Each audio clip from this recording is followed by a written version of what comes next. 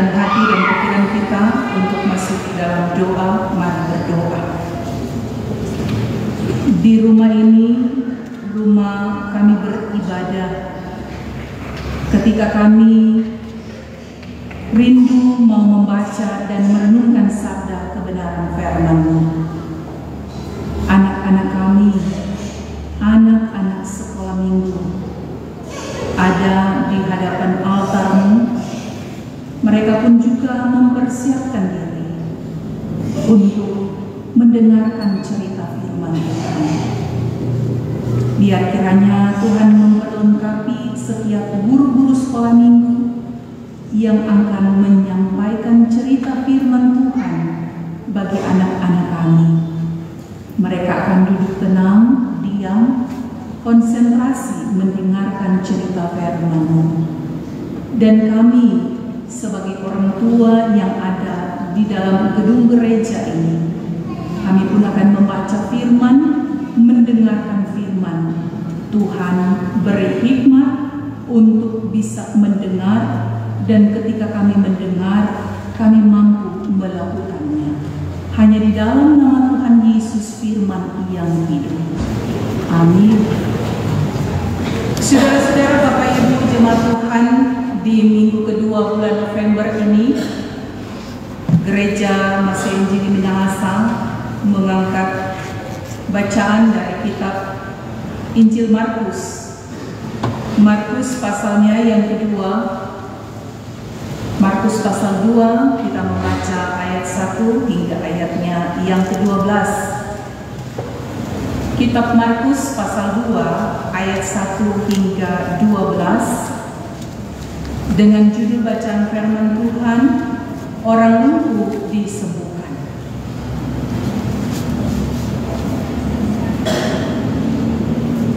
Sekali lagi kitab Markus pasal 2 ayat 1 hingga 12. Firman Tuhan demikian.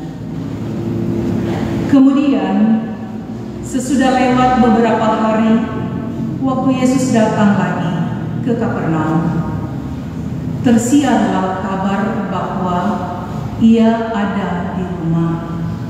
Maka datanglah orang-orang berkerumun sehingga tidak ada lagi tempat, bahkan di muka pintu pun tidak. Sementara Ia memberitakan firman kepada mereka, ada orang-orang datang membawa kepadanya seorang lumpuh digotong oleh 4 orang. Tetapi mereka tidak dapat membawanya ke depannya kepadanya. Karena orang banyak itu, lalu mereka membuka atap yang di atasnya. Sesudah terbuka, mereka menurunkan tilam tepat orang lumpuh itu berbaring. Ketika Yesus melihat iman mereka, berkatalah Ia kepada orang lumpuh itu, "Hai anakku, dosamu sudah diampuni." Tetapi di situ ada juga duduk beberapa ahli Taurat. Mereka berpikir dalam hatinya, mengapa orang ini berkata begitu? Ia menghujat Allah. Siapa yang dapat mengampuni dosa selain daripada Allah sendiri? Tetapi Yesus segera mengetahui dalam hatinya bahwa mereka berpikir demikian. Lalu Ia berkata kepada mereka, "Mengapa kamu berpikir begitu dalam hatimu? Manakah lebih mudah mengatakan kepada orang lumpuh ini, dosamu sudah diampuni, atau mengatakan, bangunlah, angkatlah tilammu dan berjalanlah? Tetapi supaya kamu tahu bahwa di dunia ini Anak Manusia berkuasa mengampuni dosa." Berkatalah Ia kepada orang lumpuh itu, "Kepadamu kukatakan, bangunlah, angkatlah tempat tidurmu dan pulanglah ke rumahmu." Dan orang itu pun bangun segera, mengangkat tempat tidurnya dan pergi keluar di hadapan orang-orang itu, sehingga mereka semua takjub lalu memuliakan Allah, katanya, "Yang begini belum pernah kami lihat." Demikianlah bacaan firman Tuhan kita di saat ini. Saudara-saudara, Bapak Ibu jemaat yang dikasihi dan diberkati Tuhan kita Yesus Kristus, Shalom. Damai di hati. Terpujilah nama Tuhan kita Yesus Kristus, orang percaya, duta penyembuhan holistik. Itulah yang menjadi tema kita di sepanjang minggu yang akan kita lewati.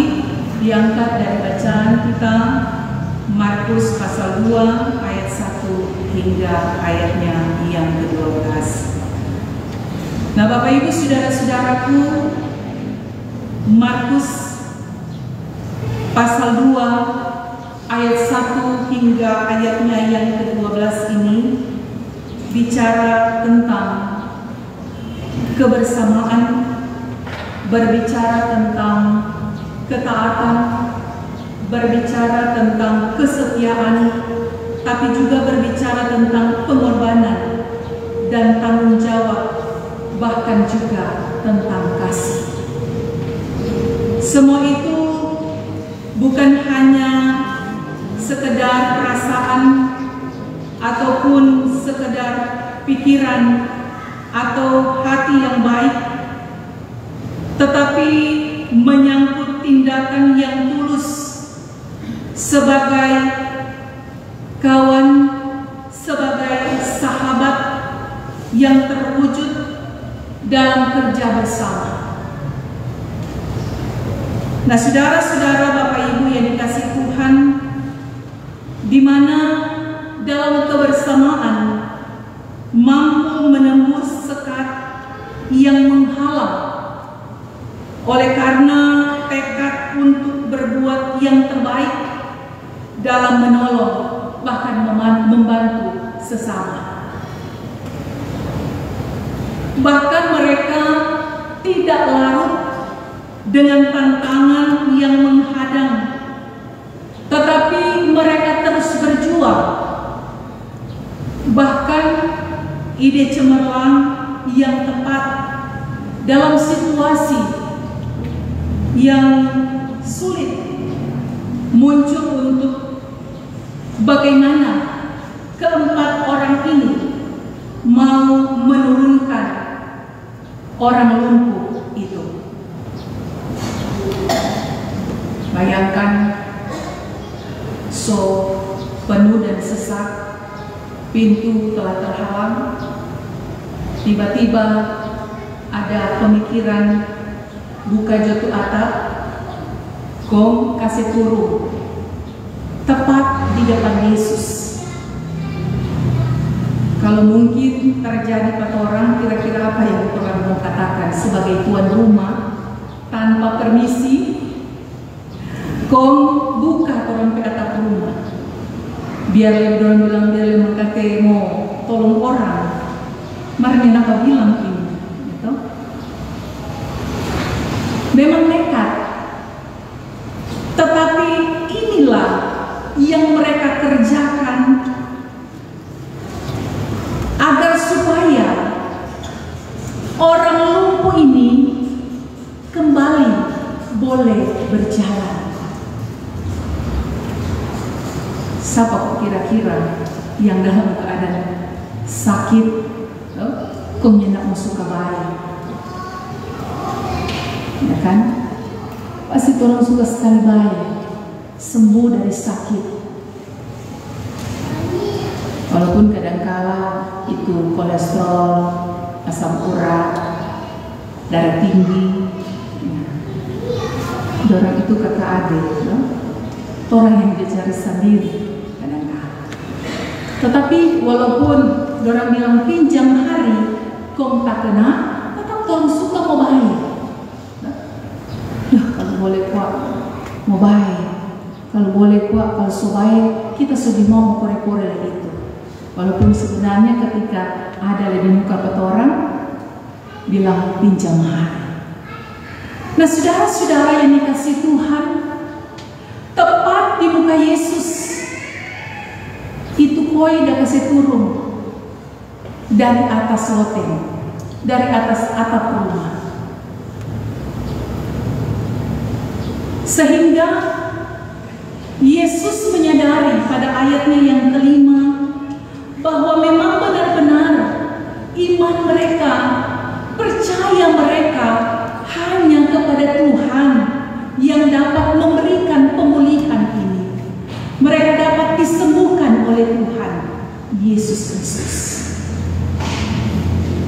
Sehingga Yesus katakan, "Hai anakku, dosamu sudah diampuni." Memang kalau orang berpikir, ini dia ada sakit, lumpuh kok bilang dosa sudah diampuni, tidak masuk akal. Tetapi ternyata Yesus memahami sakit yang dia alami saat ini, bahwa kelumpuhan yang ada dapat disembuhkan ketika rohaninya pun juga harus disembuhkan. Bukan cuma fisik yang bisa disembuhkan, yang harus disembuhkan, tetapi juga bagaimana rohaninya harus betul-betul disembuhkan. Sama dengan orang kalau sakit badan, sama dia pernah bilang, "Kenapa kita pe tangan di sini sakit sekali?" Tetapi tukang urut dari belakang sini, tidak, sakit di sini bukan di sini.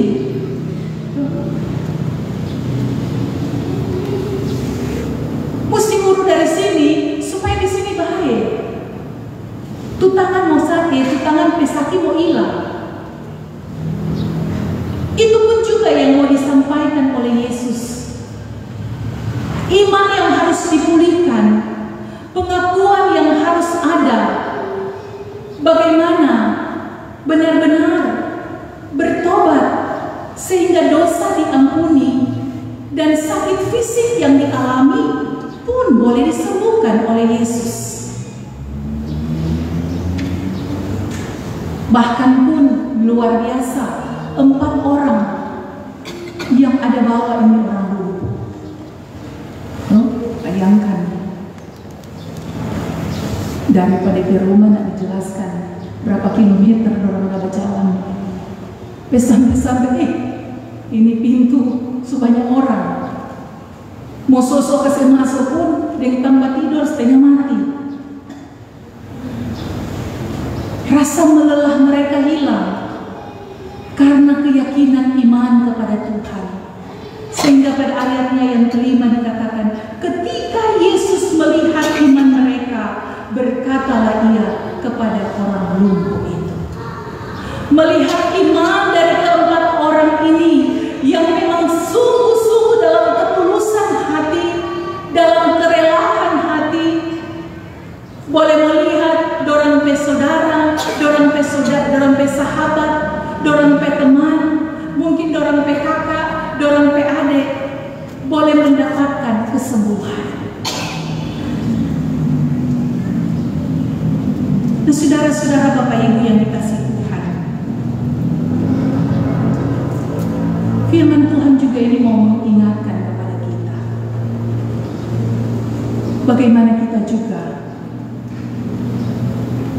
memberikan pertolongan kepada orang lain.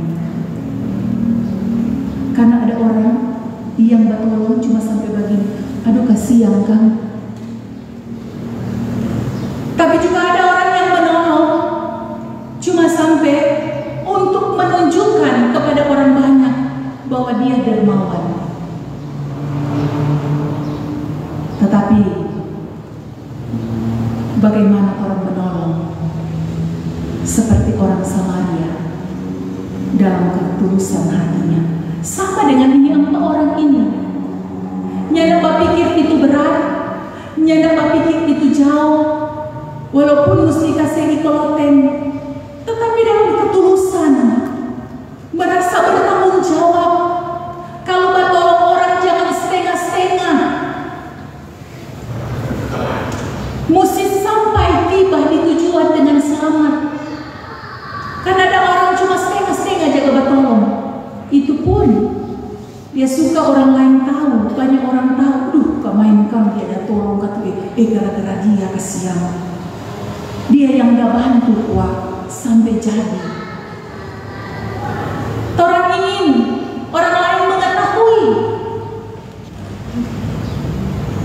Tetapi bagaimana kita mau menolong dalam kerendahan hati? Bahkan kadangkala orang jadi batu sandungan bagi orang lain. Orang lebih suka melihat dia menderita. Orang lebih suka melihat orang lain susah. Apalagi kalau ada akar pahit dalam hati. Orang seringkali beranggapan bahwa orang kehidupan yang paling benar. Minta ampun Tuhan kalau ada seperti itu. Karena dalam kelemahan, dalam keterbatasan, dalam kekurangan, orang semua saling membutuhkan satu dengan yang lain. Ingat, Tuhan ada di tengah-tengah, atau Yesus ada di tengah-tengah orang banyak itu. Dia nyendak lihat itu latar belakang kehidupan. Dia nyendak lihat orang pe-status. Dia nyendak lihat orang pe-budel. Dia nyendak lihat orang pe-pekerjaan. Yang pasti di hadapan Tuhan itu sama. Nyanda ada yang berbeda. Mau kaya, mau susah, mau miskin, apapun situasi dan keadaan. Karena kan kalau Tuhan mau panggil ke orang, dia nyanda mau tanya, berapa hektar nganape tanah, berapa nganape deposito, berapa nganape kredit card, berapa nganape ATM, berapa nganape rumah, berapa nganape oto. Enggak. Tetapi yang Yesus mau, bagaimana kita menjadi duta-duta sebagai pelopor yang mau membagi kasih. Yesus ingin orang berbagi dengan sesama. Jangan konjudu, jangan bolotu, apalagi tukang berdusta. Biar orang hidup di zaman modern yang sangat luar biasa. Begitu banyak hal yang terjadi, begitu banyak kejahatan yang terjadi. Tetapi biarlah iman percaya kita tetap teguh hanya kepada Tuhan, tetap melakukan kebaikan, tetap beriman kepada Tuhan sebagai penolong kita semua. Kiranya kebenaran firman ini bagi kita semua sebagai jemaat Tuhan, kita mampu menjadi duta-duta Kristus yang membawa shalom dan damai sejahtera. Tuhan menolong, memampukan kita.